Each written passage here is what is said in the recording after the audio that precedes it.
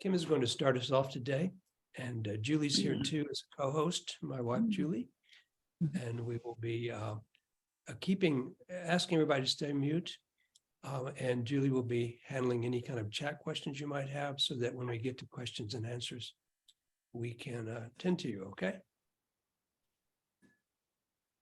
Yeah. Good afternoon or good morning, wherever you might happen to be in the world of different time zones. We're all so glad that you're all here with us today. We really value your participation in this with us here today. So I'm just going to do a little bit of an introduction, just get us oriented a bit. I'm going to I have some slides. I'm going to share the screen here. Hold with me just for a moment.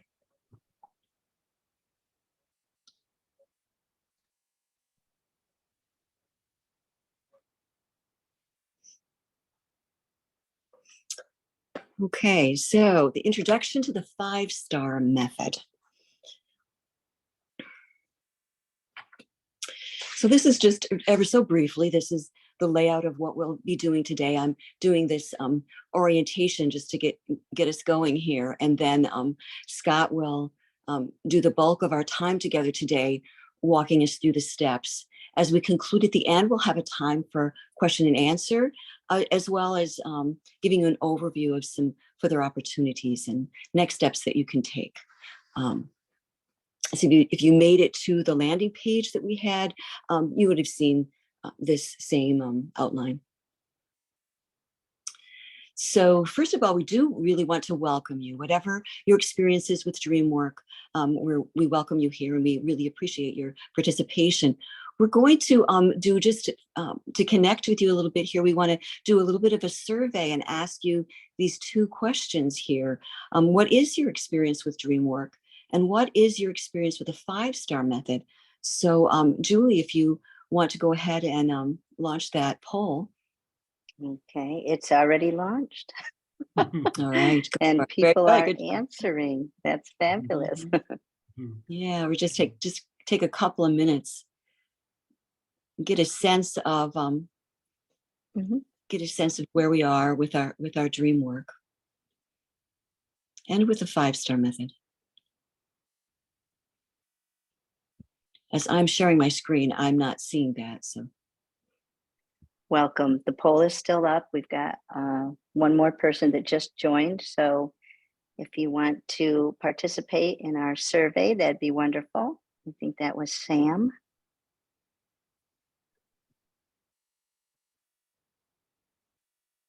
Okay, can everybody see their results as they're coming in? No?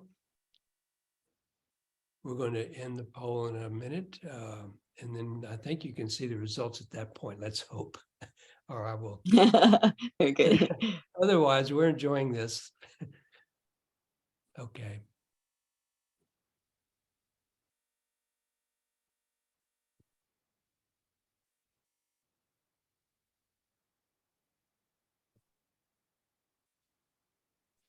Can you see the results now? Okay. I'm seeing them. All right. So you can see we have quite a few people who are fairly new to DreamWork, and a few that are very adept and experienced. And about half of you are familiar with the FiveStar Method, right? Okay. Very good. Okay. Moving on here. All right. So now I do want to take this time then just to give you a little bit of an orientation. The FiveStar Method really is a paradigm shift and unique in the field. What I really want to point out here is that there's a solid orientation. I want to give us a solid orientation before we move on into the steps. This sort of preliminary orientation is helpful and valuable, prior to us actually doing that. This has been in development. Scott has been developing this since the late 1970s. So there's really a significant history to it. It's built on Scott's groundbreaking lucid dream research, exploration of Jung, study with Montague Ullman, and a long association with his mentor, Hewlin Casey, his good friend, Mark Thurston, and also with Henry Reed, who has made some important contributions to the field of dream work. So there really is some comprehensive and foundational history, some significant history behind the development. And this is important, I believe, to really lay a foundation. Each step is based on an aspect of co-creative dream theory and is tied to a theoretical premise. So there's some purposefulness to each step. And then there's resources. Every step, Scott has resources that you can go to, that you can find. You can go to the DreamStar Institute website, and you can find the significant papers. Many of these have been published in peer-reviewed journals, distinguishing his work. Several of the steps of the FiveStar Method were presented as standalone peer-reviewed treaties. So each of these steps you can take a deeper dive into, and Scott has provided on his website those papers. And regarding co-creative dream theory, this is unique in modern dream work by its focusing on the indeterminate nature of the emergent dream and the co-determining role of the dreamer responses, as opposed to it being something that is already complete when the dreamer is just passively receiving it. This is a different orientation to that. It's recognizing the indeterminate nature. And it is a real shift, and really is focusing on dreamer responses. An integrated approach, despite each of the steps that are here, this is not a hodgepodge. It's an integrated approach that unfolds. It's unfolding toward the specific goal of identifying the relational patterns that are in both the dream and in waking life that could benefit from some new responses. So there's a lot of potential for transformation and healing and benefit to the individual. And then this is another important foundational piece to really get a hold of before you move into the steps, is that there are 3 separate dimensions of the dream, and that each step is based on the idea that the dream is comprised of these 3 separate dimensions, and not just one. There's the emergent content, the responsive dream self, and then the visual interface, or the imagery that is presented. Oops. Okay, so with that, thank you for these moments of attention here. Just sort of laying down that foundational step, and now Scott will walk us through the steps, and I'll hand the baton off to him here after I stop sharing my screen. Here we go. Thank you for that, Kim. Yeah. Yeah. Hi, I'm Scott Sparrow. I know many of you, if not most of you, as either students, colleagues, friends. Some of you are actually certified practitioners through DreamStar Institute. I think there's at least 3 here. Anyway, welcome all of you. I'm going to take you through the FiveStar Method and unpack each step so that you can understand how to do it and why we do it. And then hopefully you can put it into practice immediately in your own work, whether it's professional work or lay dream group leading, or maybe your own personal dream analysis.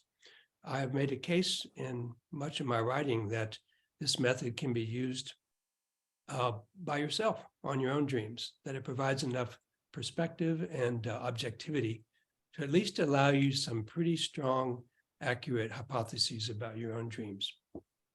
I'm going to show you the handout that you have access to on the landing page, and then I'm gonna go back and forth so I can see you.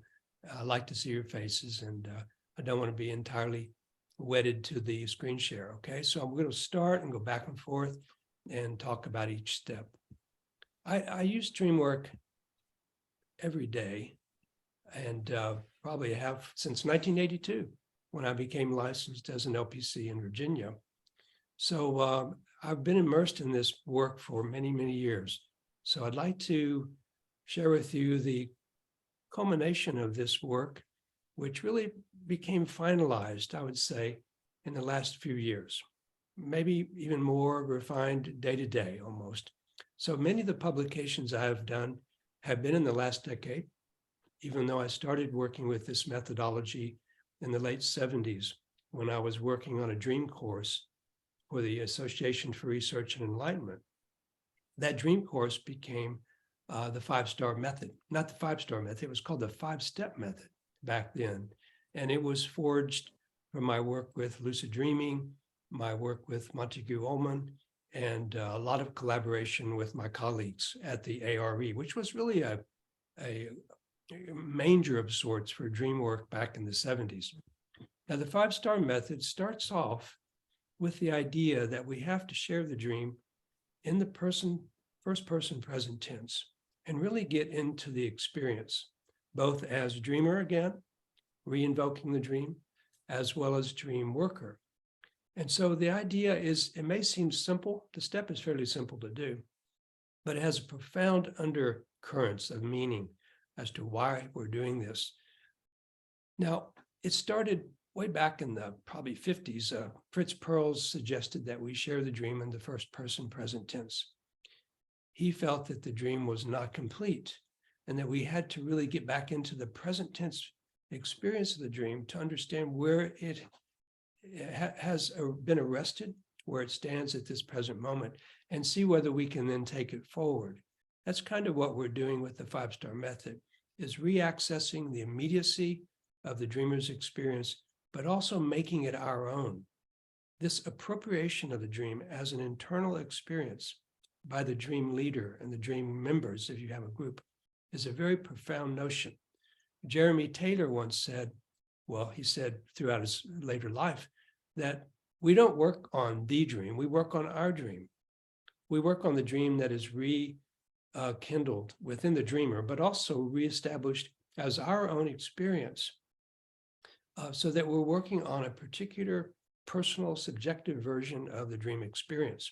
Now, of course, it's very close to the dreamer if we share it carefully and accurately and share feelings as well during that process. So as the dreamer begins to share the dream in the first person present tense, we ask the dream listeners, the dream workers, to experience the dream inwardly as their own experience.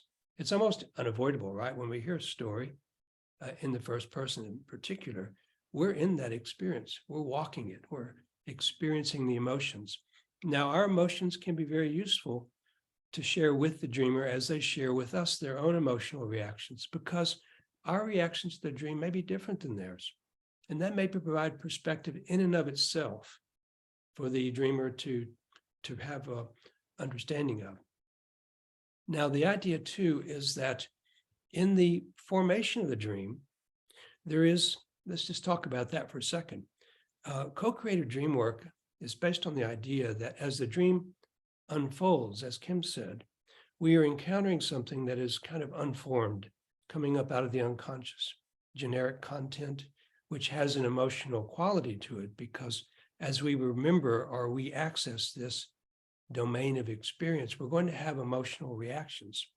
Now, the emotions can be seen somewhat as an interaction effect. Like when we become aware of it, we have a feeling reaction, like, oh, what's coming at me? You know, does this feel good? Does this feel threatening? Is this new business? Is this old? And so the emotion tone of the initial sharing tells us what the dreamer experienced in the initial encounter with the dream content. We track the dreamer's emotions through the telling, so we see how the emotions change, how that interface, if you will, between the dreamer and the emergent content shifts and creates a different emotion tone. Very important. And by doing this together, we create rapport, we create a common shared emotional experience, so that when we as dream workers start to interact with the dreamer, we're coming from a similar place. We're not coming from a headspace, and we're not coming from a dissociated place. We've shared now together very carefully the details of the dream, and we have incorporated it into our own subjective experience. Okay, and so this one chapter here that I've written called Dissonance as the First Cause of Dreaming does take you back to the work of Montague Ullman and to the foundational concept of co-creative dream work that says basically that it is this edginess between the dream ego and the emergent content that then creates the interface of the dream. So what's between us as we encounter that becomes imagery. It is spawned in the moment of encounter, and that dissonance, if you will, and it's not necessarily a bad feeling or a conflict, but it's just something that isn't fully integrated. Dreams don't come to show us what we already know, as Jeremy Taylor once said. They come to show us what we don't know. And so that lack of awareness or lack of knowledge creates a certain edginess, doesn't it? And it can be pleasant and it can be horrible, but nonetheless, there is some dissonance there that has to be resolved if the dream is going to be complete and fully integrated. So in the second step is particularly difficult. Most people find it the most difficult step to do. And that's called the process narrative or the theme. Some people call it the storyline or simple storyline. There's a lot of different terms that have been used. Mark Thurston and I wrote a paper way back in the 70s about the dream theme. And I think it was probably the first evidence of publication in this field that specified the importance of this. Now, this is so simple, it's hard to do. This is when you, as the dream worker or the dreamer working with your own dreams, distill the action in the form of a succinct summary without content. And that's really counterintuitive. Let's face it. I mean, traditionally, dream work is about unpacking the content. We jump right in, don't we? Most people do. Jump right into, what does this image mean to you? What does this symbol mean? And so we leap over what I think are the most important foundational steps, and we leap right into this content analysis. So this step 2 is putting the brakes onto that. It's really asking everybody to say, hold on, we're going to use a very disciplined approach to analyzing what's tying the dream together. What is the action, the process, tying everything together without regard to what's being tied together? Let's throw the content out temporarily, let's put it on the shelf, and just look at the action and the process. And so can you do that? It's very tough. Most people will have a lot of struggle with this at first, but once you get it, you realize just how powerful it is. So a good example is I'm trying to get somewhere and encounter an array of obstacles blocking my path, but I don't give up. Okay, that sometimes can capture the essence of a whole long dream. And in order to put some flesh and blood on this, I'd just like to share with you a dream I heard just in the last 2 weeks with a client. He had no idea what it, quote, meant. And we always ask that question, right? It's kind of a traditional question. But what we ask in co-creative dream analysis is not so much what does it mean, that's kind of down the road a bit, but what's happening? What's going on in this dream? And so he shares a dream in the first person present tense. I'm on an island and there is a mansion being built. And I'm touring the site and I'm pretty excited about this place. And I'm with a couple that I don't know. And suddenly a man appears who owns the place, but he's a member of the cartel. Down here, cartels, a big deal, even though they don't impinge on our life too much. They're just across the border a lot, So he was aware that this man was a cartel member. He became afraid, so he decided to run away. As he started to run away, the man attacked him and stabbed him in the thigh with a knife. And bleeding and in pain, he swims the water between the island and the mainland and escapes from this man, but feels guilty that he's left the couple behind. Now, so in studying the theme, I said something like, well, you're exploring some new process, some new project that's set apart. And at first you're excited about it, then you become alarmed because the owner of the place, of the process, seems aggressive, and so you try to get away. You succeed in getting away, but only after incurring some wound, and then you feel guilty about leaving the people behind that were there, or leaving others behind. The idea is to be very generic, right? No mansion, no island, no water, no cartel member, but just the idea of being in a place under construction, under process of development, even better, and then freaking out when the threat arrives and trying to get away and not getting fully away. So as soon as I say this, I have no idea. Well, I do. I know this client pretty well. But he put his head down in his hands and shook his head and said, oh my gosh. And he realized that this had to do with the affair that he had just broken off, at least in part. You know, we're not into drawing equivalencies and saying this equals that, but he understood that the process of the dream paralleled almost exactly the disruption of having to break off an emotional sexual affair with another married woman, a big mess in his life, and how that had wounded him and made him feel guilty about what he'd left behind, both her, but also the distance it created between himself and the other couple in his life, his wedding, his marriage. So I didn't have to go much further before he was definitely in touch with how this dream paralleled his waking life. Now, was that the end of it? No, that was not the end of our work at all. The content of it and his responses, which come further, became much more rich and meaningful to him after clarifying this very simple but difficult to achieve step called the dream theme or process narrative. So if you learn to do this as a therapist, as a guide, mentor, you often will not know what the dream means to the person at all. There have been many times that I have restated the dream theme for a client or a student and had them break down in tears before I've even finished. And I have no idea what that dream might mean to them. And that's the beauty of this approach. We're really focused on the process in the dream rather than trying to come up with some kind of intrusive or final analysis that may or may not be aligned with the dreamer's own view. But when you do the process, it's almost unassailable.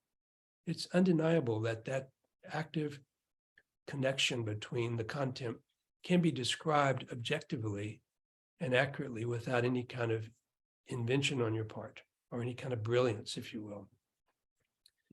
Now, what comes next in the FiveStar method is probably the most important part of co-created dream analysis.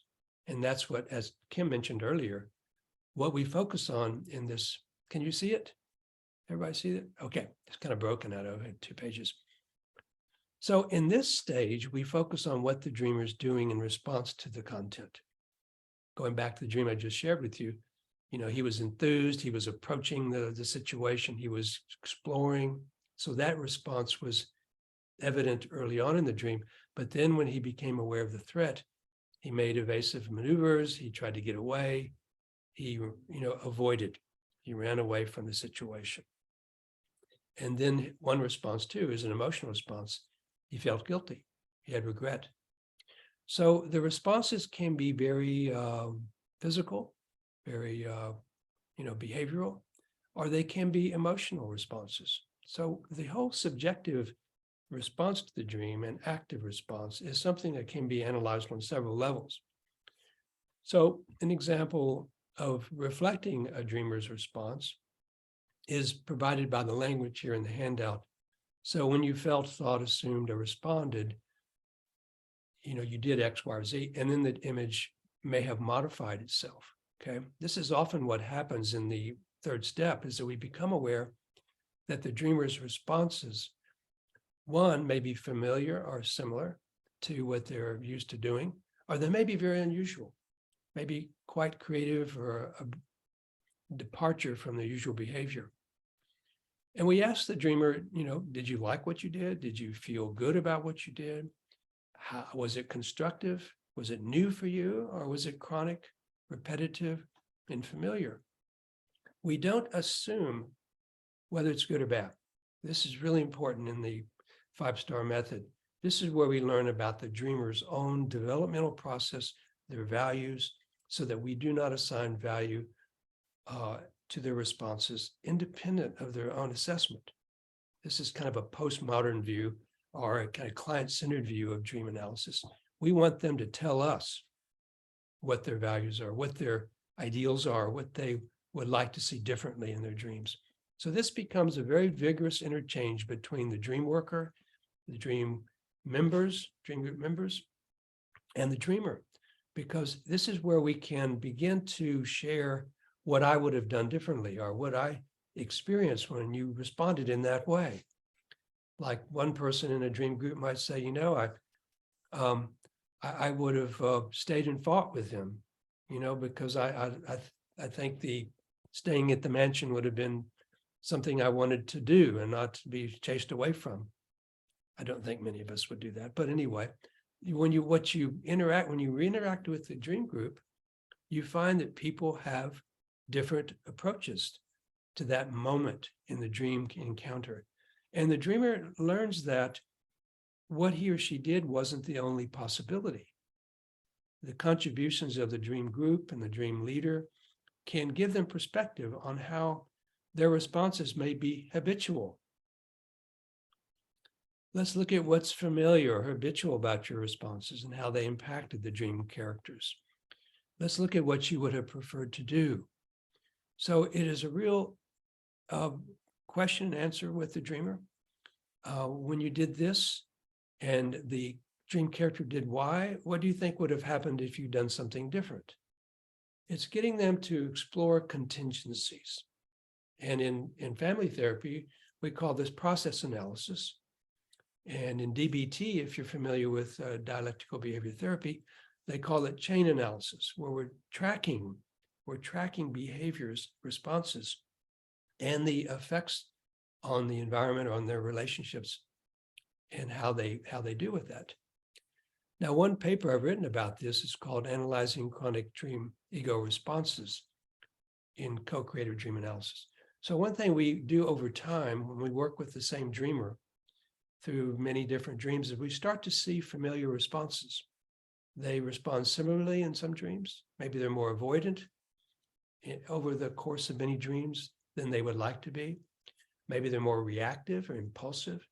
And this begins to give them perspective on how they're dealing with their relationships in their waking life as well. What kind of chronic behaviors, what kind of ideal behavior or breakthroughs they can aspire to based on the dream outcome. So we can use Montague Ullman and Jeremy Taylor's qualification in this step, where we say, if this were my dream, I can imagine myself feeling or thinking or assuming or acting in a particular way. So if this were my dream protects the dreamer from our own contributions, and how they may be invasive and may be very subjective and not really aligned with the dreamer's own view of things.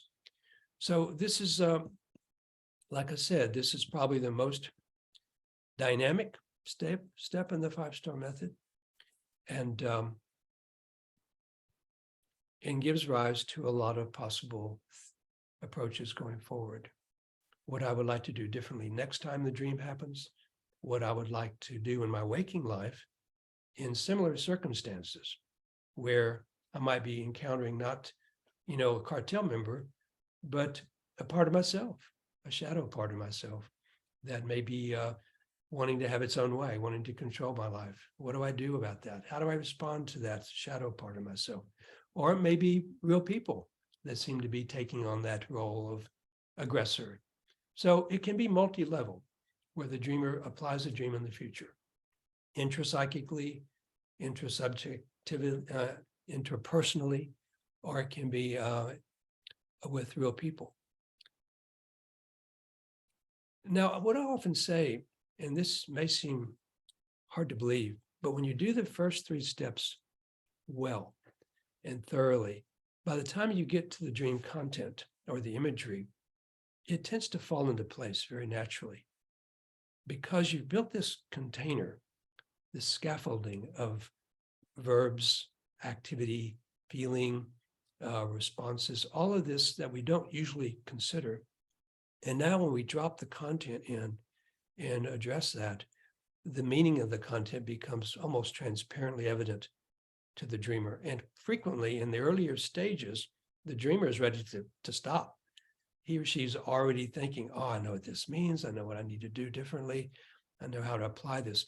Now, one thing I often encourage dream workers to do is not quit after the first couple of steps, but to go ahead and get into the content, because therein lies a lot of deep archetypal power, if you will, a meaning related to mythology and stories in their life. The people in the dream often need to be explored, like who is this individual to you? And so in step 4, we use pretty much what those of you who've used other forms of dream work, maybe more traditional content-oriented dream work, will use.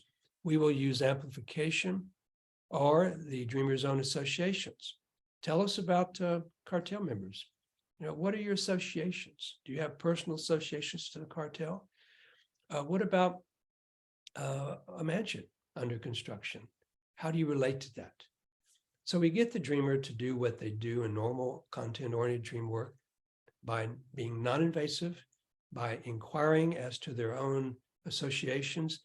And then as well, we may do what dream workers do all the time in respectful ways. We say, if this were my dream, if this is in my version of your dream, as Jeremy Taylor would use, in my version of your dream, the cartel member would mean X, or my associations to cartel members are this.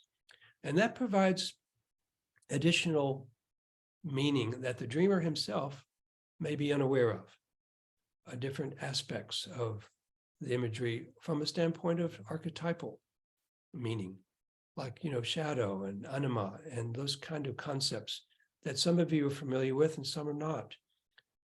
But again, if you do the first 3 steps well, you're going to find that this step falls into place quite well. Another thing you might want to do is use dialoguing or identifying with the dream characters. Now, I had a dreamer, a student, who dreamt she was in a barn with her family, her grandchildren and her children, and a tornado was coming. And so she told the dream in the first person present tense, very emotional, a lot of fear. And so when we got to the imagery, I said, can you become the barn and describe yourself? So she said, I'm this old barn, and I hope I'm strong enough to protect the ones I love. I don't know if I'll hold up under this stress. And she just started crying, as you might imagine, a lot of emotion wrapped up in this image that captured exactly what she was feeling as a, vulnerable and worried grandmother wanting to protect her loved ones. So by asking the dreamer to identify with the dream image and to give voice to it, you create this relationship with the deeper self that may not have been there before consciously. Getting my dream client to identify with a cartel member was really potent, because he was able to say, I just want to have this for myself. This is going to be my experience. So this self-interest, this selfishness, which some people would think is immoral, right? Having an affair with this other woman. But there's a part of us that just wants to have our own way, right? There's a certain legitimate quality to that, as well as disruptive and immoral, etc. So getting in touch with a cartel member allowed him to understand his own anger at ending this glorious project of his affair. And Jung would smile, right? When we ask people to get in touch with these characters that are threatening us, we're allowing a deeper integration to start. And so the step 4 is really comprised of several different possible dimensions, one of which is just sheer associations. And that gives rise to most of the meaning that you need. But dialoguing adds intensity, and it also has a way of minimizing projections Because as you know, when we have splits within us, we tend to project on other people, and therefore we create hazard in our waking lives. But by identifying and giving voice to the imagery, especially if it's threatening, we create kind of a healthy sophistication, healthy integrity that prevents and minimizes the chances that we're going to go off on people and blame and project, okay? So there's a lot of language tips that we offer in each of these steps. You can use them just boilerplate. You can say, tell us your associations with the image, whatever the image is. If this were my dream, that image might signify. And there's a paper written about this from a co-creative standpoint, and this is called The Construction and Analysis of Dream Metaphors from the standpoint of co-creative dream theory. So the last step is pretty straightforward as well. 4 and 5 to me are fairly easy once we do the first 3. The only problem, the reason why we have so much difficulty, I believe, and this is my pulpit here, is we jump into content without regards to the feelings, the actions, the process. And it's kind of like analyzing a paragraph. If you've taken out all the verbs, adjectives, adverbs, if you have only the nouns in a paragraph and you were to be challenged with the task of telling us the meaning of that paragraph, you wouldn't be able to tell us much, even though the nouns might be the most riveting.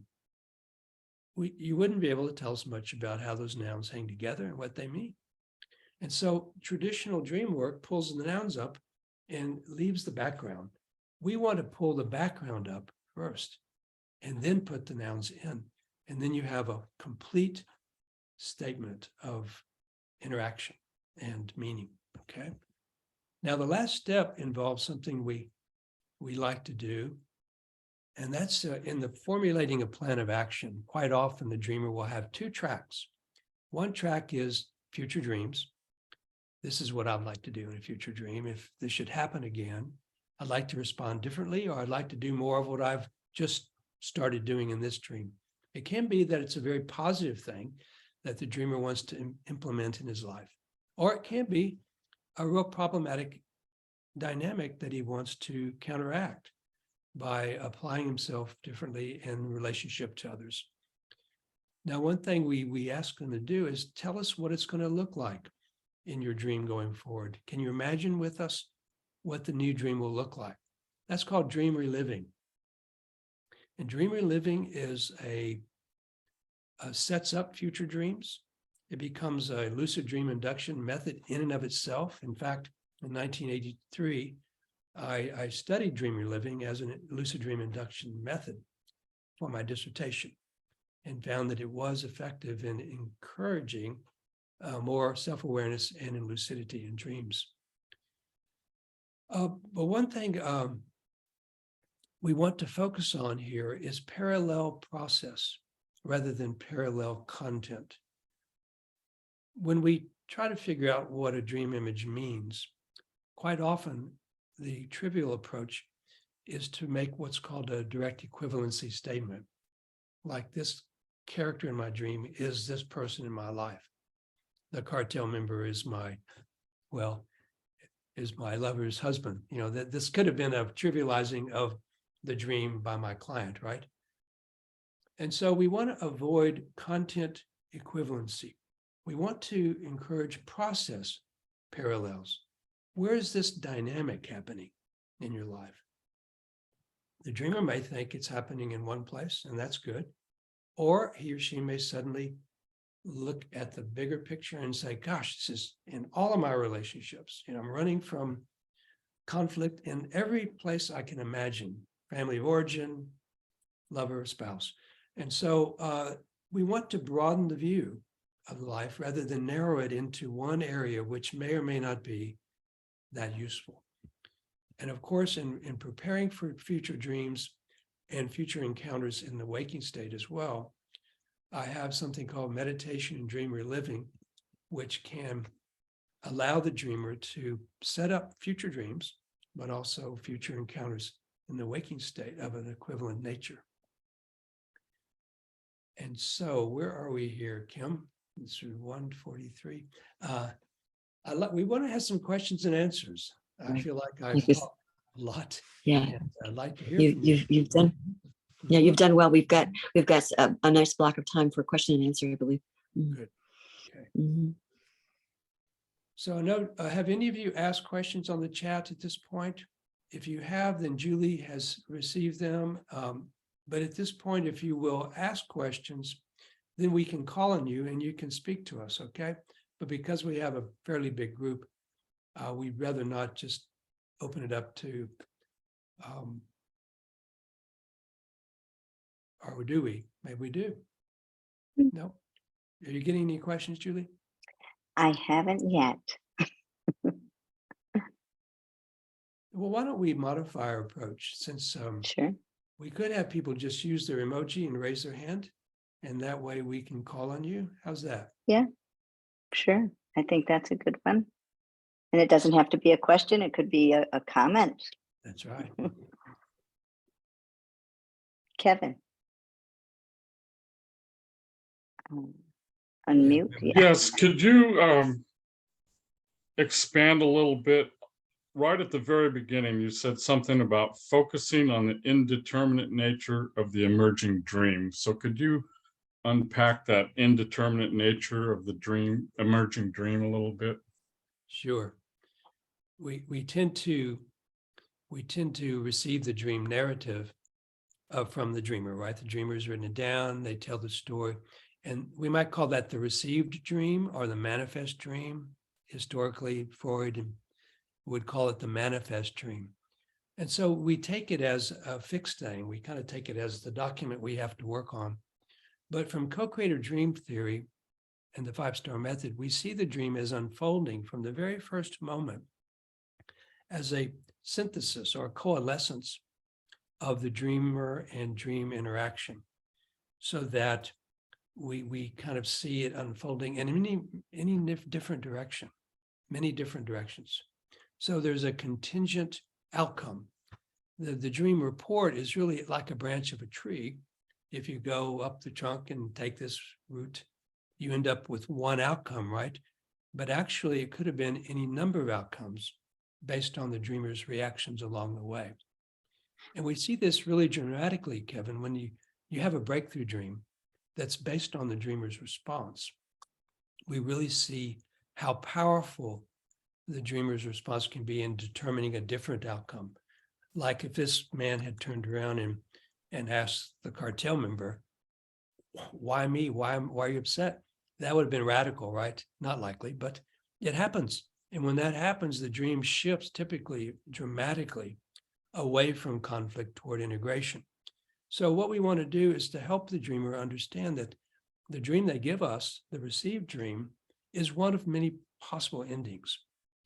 And we want to kind of go back down the tree with them and look at the various trunks, various forks, and then ask them what would have happened if you'd done this rather than that. What kind of outcome would have been precipitated? Okay, do you kind of get that? Yeah. Thank you. I mean, life is indeterminate, right? We kind of parallels well with life. We can't be guaranteed any particular outcome unless we can respond well to it, even though it may not break well. Yes, David. Right. Can you hear me? Okay. Yes. Yeah, I'll respond to that first, to Kevin's question first by saying that I'll tell a client that a dream can tell this story a million different ways. Once we have the process narrative down, which is incredibly difficult to do in my experience, I'm starting to understand it. But the dream could tell the story in an infinite number of ways. And the question I have for Scott and for everybody, maybe could help me with this, is I don't quite understand imagery change analysis from the point of view of the image rather than the dreamer. Or I do, but it's way too vague. Maybe you could go into that. Do you want me to answer that, Kim, or would you like to answer that from your standpoint? Yeah, thank you for that. Well, I can share a little bit from my experience, and then Scott, I definitely fill out, okay, so the imagery change analysis, just from the, you're saying that you've understand it in a vague way. So this might be a repeat of that, but when the dreamer has given a response, then looking at the dream in terms of what then occurred, what then happened, what then presented itself, what then manifested in the dream when I did that. When I did that, and Scott has this one really great example. If you read in his papers and so forth, about two different dreamers that both dreamed of spaceships coming, and one of them is panicky and runs underneath the bed. And I'm sure you're familiar with this, David. And the other one goes out, well, let's meditate. And then both of those two dreams have really, really different outcomes. So there's really the dream itself is going to have a responsiveness to it. The dream itself is going to present something different and be a process itself. So, for me, in terms of analyzing the content analysis of what's happening after the dreamer responses, for me, there's almost like an intuitive piece to it for me when I'm looking at what's happening to the dream. It creates for me with my clients a new conversation. It then influences the conversation that I'm having with the clients in terms of how that dream content has responded. It opens up a new vista that we look at, and there's new things that we can explore based on what happened in the dream after the dreamer responses. I mean, what more would you like to say about that, Scott? It's a new level of challenge for the client, sort of, with each new image, kind of. Yeah, okay, that helps. That helps. Yeah. Okay, I think I see. G. Tracy. T. Tracy. Yeah, Tracy waving her hand there. Yeah. Hi, it's Gail's the Mhm. first name. Oh, hi. I can say, as once being a patient with somebody, I was having these dreams about a wolf chasing me, barking and loud. I thought it was a wolf and it was going to kill me, and I was hiding under beds and stuff like that. And she said, stop hiding and just see what happens. See, you've never seen it, you don't know what it is. You just think you're going to be torn apart. She said, just stop and wait. We went, and then she did a meditation with me and put me into the dream with it. We went into it with the meditation, and I just stopped and waited. And instead of this vicious wolf coming out, it was a little puppy came out. And all my fear, all the problems I had over that dream and in my life just like disappeared. I was like, oh my God, I was so afraid of something that there was nothing to be afraid of once I stood my ground and said, okay, what's going on? It was a huge difference. It was wonderful. And it seems so simple, and I never would have thought of doing that myself. So That's a good That's example. great. yeah. Anna Curry has a good question. Anna, did you want to just ask the question yourself? Yes, well, it's not only me, there's another person though. It wasn't my question, but I'm curious as well. Since we just started doing practicum, I was wondering, how would you initiate something like this with your clients? Working with a dream analysis or their dreams, for example. Good question, Anna. I work with just about every client with dreams, if they have them, by introducing it in my first session.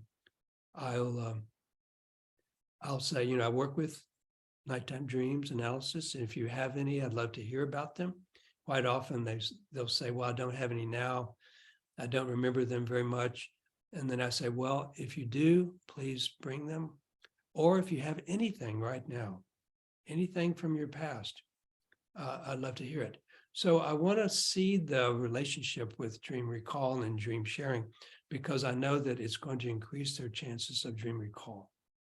So if you have a client who says, I don't remember much, you might even say, like I do, if you share one with me now, the likelihood is you're going to have more recall as we go forward. And if you do, I'd love to work with them because it deepens and it accelerates the therapeutic process. That's a good way to put it. Yeah, makes sense. But I know that when we do like treatment planning, I've seen that there's a 5-star method. What can that be applied to? Like, In terms of diagnosis, Mhm. treatment, Yes. contextualization. Well, you're talking about relational dynamics. You can talk about, assertiveness and relationship improvement, trauma resolution. Okay, this is really big.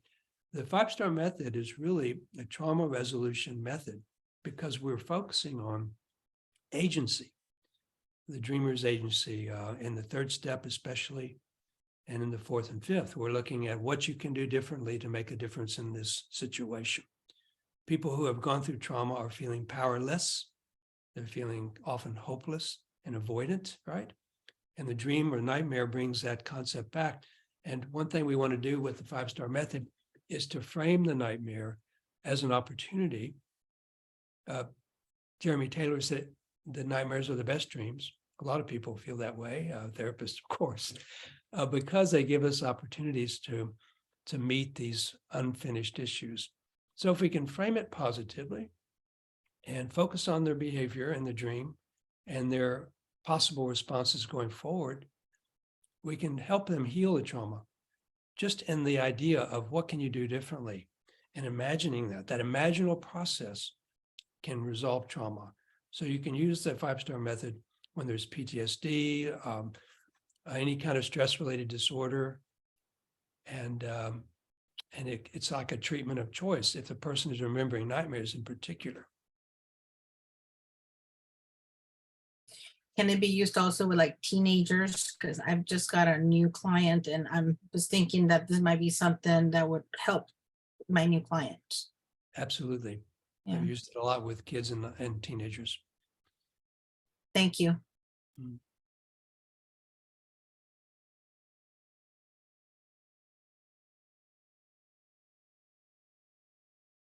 Questions?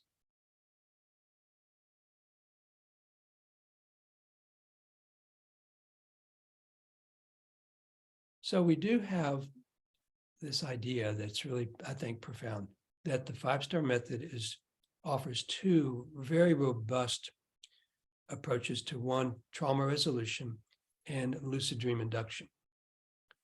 That by itself, it's an indirect approach to awareness enhancement in the dream state, as well as lucid dreaming ultimately.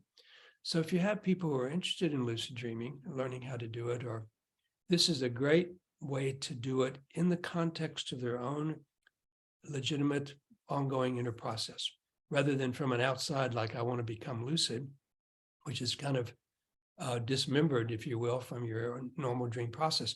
This way we're looking at, well, how can you become more aware in the context of the relational dynamics and dilemmas that your dreams are providing you? That's where you're going to have the biggest bang for your buck anyway, right? In terms of enhanced self-awareness. Instead of flying around in a spaceship, you might actually have the presence of mind to turn around and ask the cartel member what he wants. That's profound, isn't it? So that kind of lucidity, that kind of engaged agency can be very profoundly healing. So think of the 5-star method as more than just a dream interpretation method. Think of it as a therapeutic intervention, okay, and an enhancement intervention. Yes, John, good to see you. Oh, Scott and everyone. I just wanted to share another application. I function as a hospital chaplain and work quite a bit with people facing end of life and goals of care, oncology patients and so forth. I work with them with their dreams to help them, sort of more concretely establish their relationship with how they're feeling about their illness. And if they're close to passing, it starts a very interesting and I think depth sort of conversation about end of life and how they're feeling about that. So I found working with you over the years and the 5-star method extremely therapeutic in that environment. Thank you, John. I wanted to comment on, just when I'm opening up the chat here for a second, I believe it was Julia. Julia made a comment in the chat. It sounds like it might be used for a real life situation as well. Yeah, I wanted to comment on that from a couple different perspectives. One is, okay, so I have been working with this method for quite a long time now. And I want to say that, actually, I'm going to maybe digress just a tiny bit, but just generally speaking, the benefit to my life, not just in working with my dreams, but the influence that it has had on me, each of the different parts of the step, the influence that it's had on me in my waking life, just making a general statement to something that could really actually be unpacked quite a bit, has been profound. It has been very profound.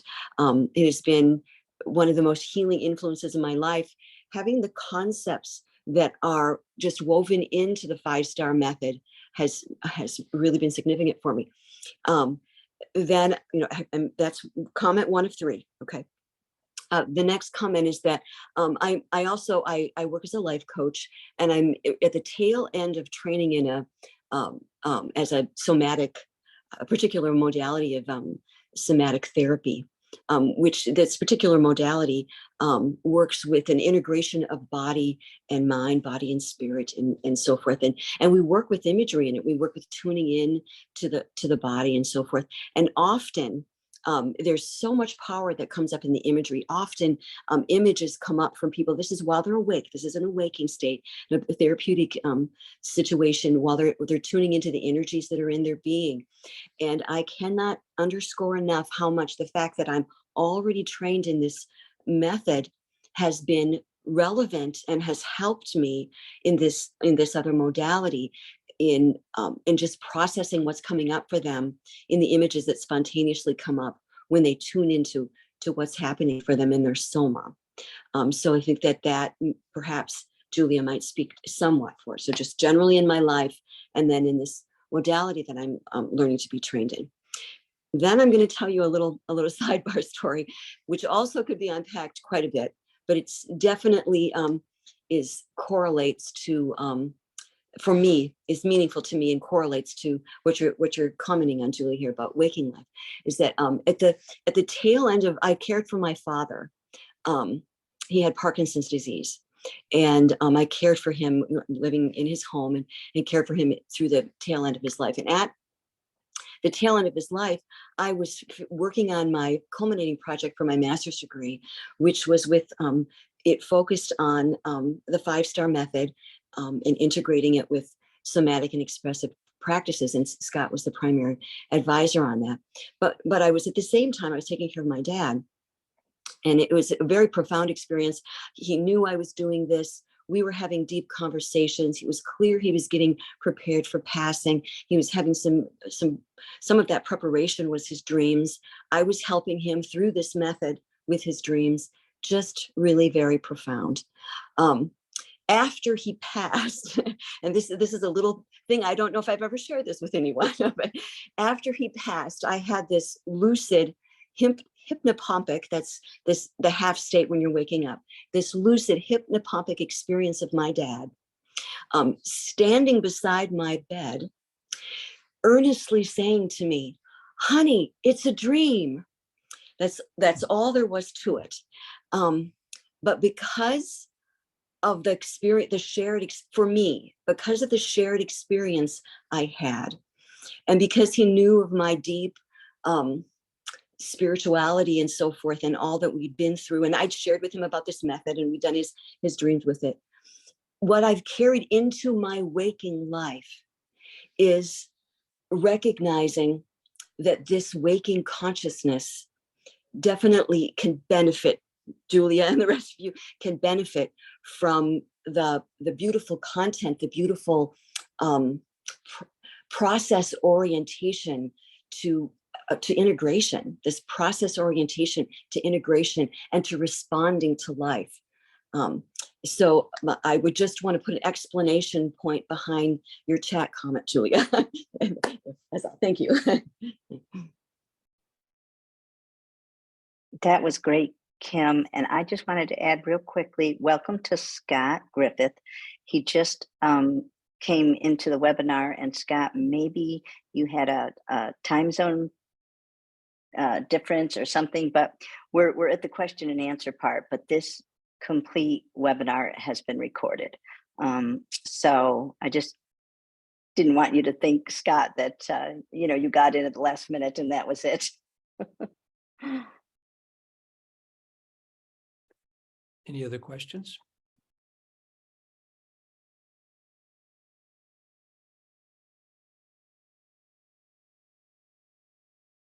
Well, I must have gone too fast.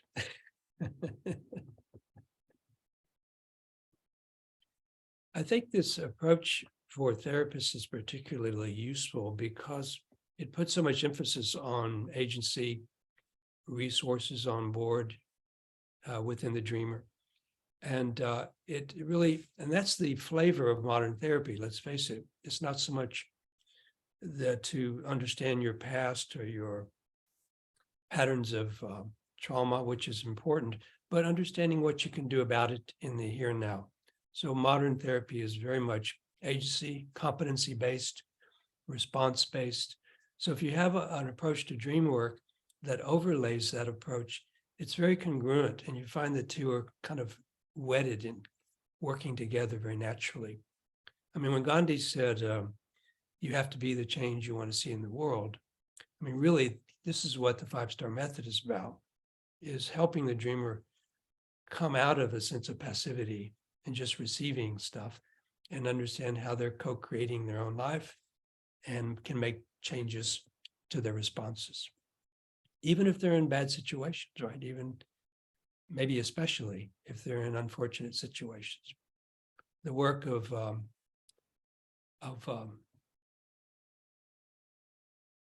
what? Sorry.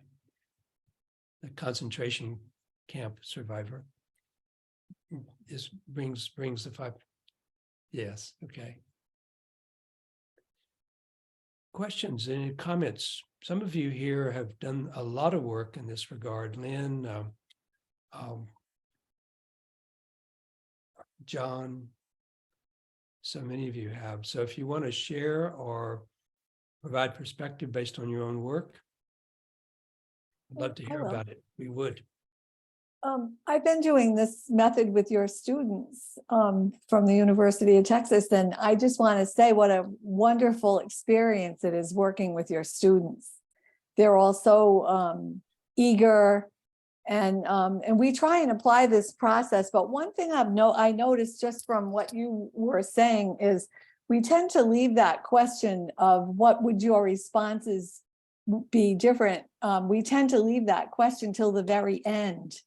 And now after, this is why I got on today to say, just to review all this from the head man himself. And I think now we'll be a little bit more, conscientious about looking at those responses sooner than later in our process. So that was very valuable for me today. But I love the FiveStar Method. I've been doing dream work for 30 years, and in my experience, there isn't any other process that is better than this. And even the response thing, when you ask people, like I remember one time you asked me, I had in a dream a road that went like this, and I always go toward work, and you asked me the question, do you have the courage to go a different way? And finally I am retired, so I can go down the path I want, and I'm really enjoying it. But I think, sometimes, like when you said, when people are in a really bad situation, sometimes the response is just, can you change your mind about it? And that has been a very, very valuable question for a lot of people that I've worked with. Yeah. And yeah. Wow, that's great. Thank you, Lynn. Scott, oh, I'm Yes. sorry. I see Anna. Anna did put a question out regarding being certified and if that's needed to just incorporate in a practice once they're licensed. You can become certified prior to licensure. We like for people to be able to practice in some context, obviously, but we haven't required you to have a license to be able to, say, legally practice as an individual. But of course, it's a good combination to have. Do we have to be certified in this method so we can incorporate it in our own practice? No, not at all. Not at all. I want people to use it regardless. And so we want people to spread the word and also to use the method. And you don't have to, like EMDR, you have to be careful. Some modalities you have to be careful because they become patented and controlled by an institute. Well, we haven't done that. So have at it, have fun. I don't know if you saw Kevin O'Shea just said Viktor Frankl with a question mark. Yes, Viktor Frankl, right. Where he basically said, it's our response to life that matters, not our circumstances. And he took it to the extreme, obviously, by being in a concentration camp during World War II. So, I mean, my work with clients is always about that, right? Because some of them are in not good relationships or not good jobs. And, I can get really out of balance if I try to promote change, literally, geographical solutions. So I really have made the heart of my work, what can you do in the context you're in? How can you respond differently? One thing that my mentor once said is that in the dream state, we either see God or we see what we have put him in the way or what we prefer. So whatever is happening in the dream is basically something we've got to incorporate, resolve. It's not just all problematic, but it can be in the way, right, of seeing the highest, seeing ourselves in the most complete way. And what you find if you work with people with a co-creative method, if you can help them respond differently to the dream, sometimes the results are not just therapeutically beneficial, but they can be spiritually life-changing, to where you have ecstasy, you have light, you have the presence of the divine, however that manifests to you, just because you responded to a crappy situation in a creative way. So it's amazing what I see in my work is people, embracing the monster in some way, or at least having a dialogue with the monster and suddenly finding that it is part of them, and that kind of completion has so much energy that it imbues your life with full heartedness. So I just can't say enough about what happens. I know we have some dream therapists here, and some people might want to share from your own experience what happens when you work with the dreamer agency, their response to life inwardly and outwardly. I want to share some. Yes, Sonia. Okay. Good afternoon, everyone. I want to share a little bit about my experience. When I started knowing about before I knew about this process, I thought that working with dreams was about symbols, like what you were guys talking about before about the spaceship. Yes. But I know that I learned that has a different meaning for everyone. So instead of being about symbols, it's more about the emotions and about the responses in the dreams. So when I had the opportunity to work with Dr. Sparrow, I share about an old dream that I had before. And just with that, he showed me that just because of the responses that I had in my dream, when I was dreaming, he was able to say my character, like the kind of person that I was, without saying anything or without he knowing me. So I know that he was saying that it helped you work with like old traumas and things like that, but I learned that it can also help you to get to know yourself, to know your character, and also how to respond in future things in your life. So when I shared my dream, he told me all these things and made me realize like, oh, wow, like that's the person I am, like that's the character I am. So during that time, I was going in a situation where my mother was very sick and she had cancer. And I had another dream. And it was like basically that that I was like swimming through a Nile River, and like a little girl was inviting me to swim. But when I was doing that, I was like just swimming through like dead bodies. And I wanted to save everyone until the girl told me that like, stop, that I cannot be doing that. And then one of the dead bodies came out alive and told me, stop, I'm dead, like, let me go. So at that time, I couldn't realize what it was, but just like a few weeks later, or like a month or two later, my mother was going through that situation where I wanted to save her, and I was doing everything possible to do to save her, until then the hospital, they told me like, that's it, like there's nothing more. And I realized, I went back to that dream and I realized, you know, like the response, it was to let her go. And I'm here trying to do everything possible. And I think that's the best thing. And when I decided, okay, I already did everything I could possibly do, that's the day that she passed away. So I just wanted to share that dreams also help you just to know yourself better and to help you take like decisions in life. So it's something very nice. Thank you. Thank you, Sonia. I remember that we worked together as the class, didn't we? Worked with your dream. Yes, We do that in group, especially group counseling. Mhm. That was a really important experience for us when you shared that. Thank you.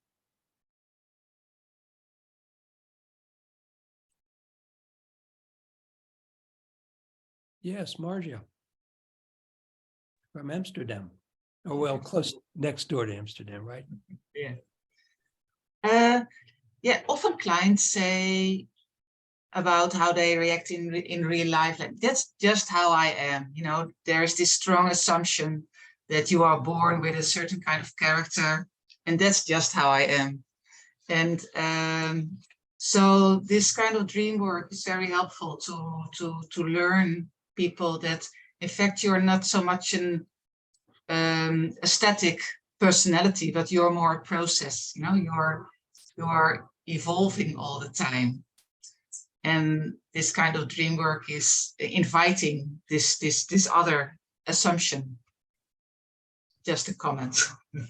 Thank you, Margia.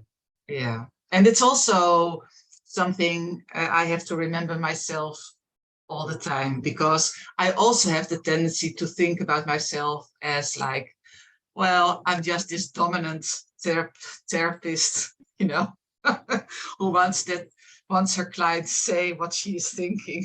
You know? So this kind of dream work is also helpful to process that. Yeah. So thank you. This was just wanted to share. Thank Yeah. you. Yes. I think when you have a dream group, it can really help not soften up, but challenge in a healthy way, our sense of static personality, because they're going to have a different way of responding to your dream. There was a man I worked with in class several years ago who, like Sonia, shared his dream. I am sitting with my back to a sliding glass door doing a paper for Dr. Sparrow, believe it or not. And a knock came on the door behind me, and I turned around and saw that it was my deceased father dressed in a suit, wanting to get in. I was annoyed, he said, and I turned around and rededicated myself to my project. And I wanted him to go away. He kept knocking and eventually went away. So he shares the dream to the group, and the group is like, oh, we had such different reactions. Some people were a little afraid of the dead man. Some people were like sad, especially most of the group was very sad because here he'd come back, his best clothes, right? Well, we didn't know that the dreamer had a very traumatic experience with his father, who had been exercising a racist attitude toward his wife and been very mean. The dreamer student had cut his father off for good, ever. father had died without another word between them. And so the class was like overcome with this sense of sadness and possibility, but the dreamer was not giving way. He was not interested, even in the telling of the dream. So you can see how the dreamer's response, being so intractable, set up a kind of dissonance with the group, where the group was basically saying, if this were my dream, I would have opened the door and found out what he wanted to say. And so it creates, sometimes this process creates some tension. And we have to be really respectful that dreamers aren't necessarily where we would like them to be. But he did make a commitment as we finished the dream work with him, even though he said I still wouldn't have anything to do with my dad. He did say that the pattern of cutting people off had become kind of rampant. And he made a commitment to address it in a different context. So, dreamers can have a different way of applying the dream than we would like them to. Yeah, it's very helpful just to be very respectful to whatever response. Yeah. Yeah. People are Yeah. growing in their own pace, right?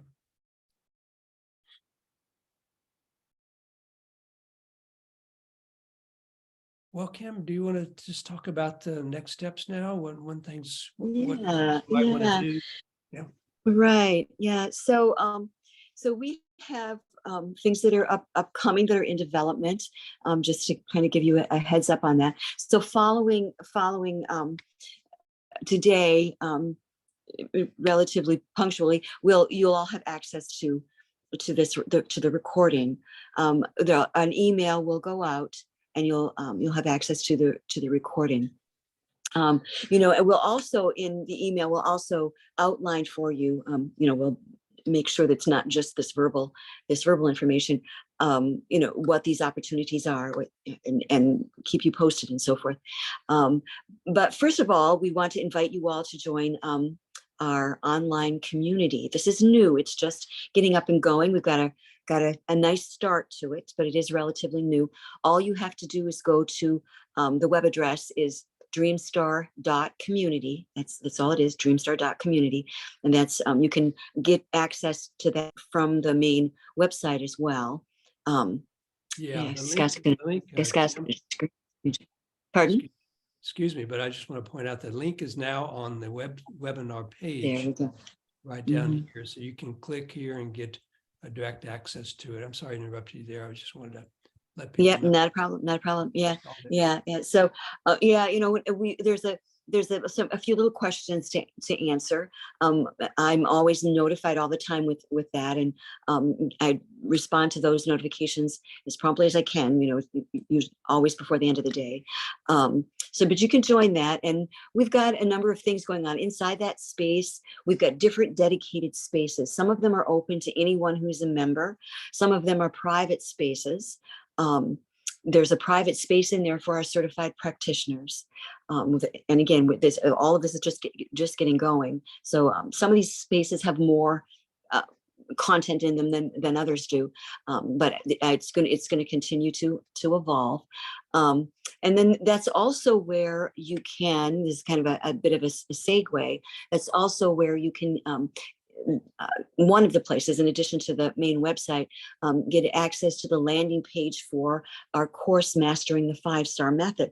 So if you want to, get a deeper dive into this method, we do have this course. This is material that Scott developed, and it's just being revamped now with a little bit of an update. There's more video lessons and so forth. The course is a blend of independent online learning with a mentored forum. There's specific forum questions to answer, and it also has some webinars like this. Each module has a webinar that you can sign up for after you've done the content of the module, so that we can have a group interaction like this and work through the focus of that particular module. The next cohorts for that begin toward the latter part of April, but you can go ahead and enroll in that now. So you can access that from inside of DreamStar community, or you can access it from the main DreamStar Institute website. I don't know, is there anything more that we need to say about the course per se, Scott? I think that's kind of the overview of the course. If you have a question about that, you can always email me about that. But again, inside of DreamStar community, one of the things that I really want to lift up about that, besides just a place to connect, and we do have a bit of a membership now. It's only been active for just a few weeks, and we've got about 35 members now, I think. But one of the things that we're just getting started in there is a space that's called Dreams and Spiritual Practice, and so we're pretty excited about that. And we're talking about doing some group projects with that, having some focused groups where we perhaps work with dream reliving, specifically, or we do a full cycle of middle of the night meditation and those sorts of things, so that we really can have some community practice and some community sharing, both community practice and community sharing around specific practices and so forth, as well as just with the FiveStar method. So we've got the community, we've got the course, and then webinars. We're really planning to start having some regular webinars. We need to set a specific date for the one in April, but we've got one coming up in April. And I was wondering, Scott, if you want to talk about that one a little bit, give a little overview. Well, we're going to do dreams and spiritual practice primarily. Is that right? Yeah, well, we had talked about that, and we'd also talked about nightmare resolution and lucid dream induction. Right. Yeah. Yeah, so we'll be featuring more of that treatment, lucid dream induction methods based on co-created dream analysis. I just want to thank Kim. Kim has been, well, I've known her for 25 years. Yeah, it's about 25 years, I think. Yeah. She was the first certified practitioner. I think John was the second. John is here with us. But she is really helping us get restart, a new fresh start with DreamStar by constructing the FiveStar Method course that's going to be released in April or soon. And but anyway, her ability to work with dreams and to facilitate group process is really remarkable. I've worked with her in dream groups before. I just want to thank her for coming and becoming more a part of this and helping me get a restart to DreamStar Institute, a fresh start. You're very welcome. It's actually my privilege. It's my privilege, Scott. Yeah. And with that, I'm going to say, my motivation for that is I've been so deeply blessed that 25 years of just this gradual unfolding evolution of DreamStar Institute and working with this method. It sounds like like I might be exaggerating, but I'm not. It's been really significant, and so I really do feel motivated to bring this and share this. And when Scott was really talking about, we don't put a lot of, we want people to use it, whether you're a licensed therapist or a life coach or not, we really want people to use it. So I'm very happy to be a part of facilitating and making that happen. So yeah. I just want to thank Julie for coming and helping us moderate and host the event, and thank all of you, students, friends, colleagues, and people I haven't met yet, for coming, and stay in touch. I hope you become a part of our future, and just have a great weekend. Thanks for coming. Thank you, everyone. This was fun. Thank you. Really great. Thank you, everyone. Thank you so much.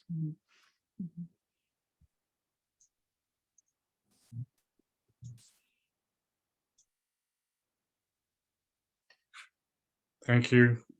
Thank you, Kevin. Thanks for coming. Bye, Lynn. Good to see you.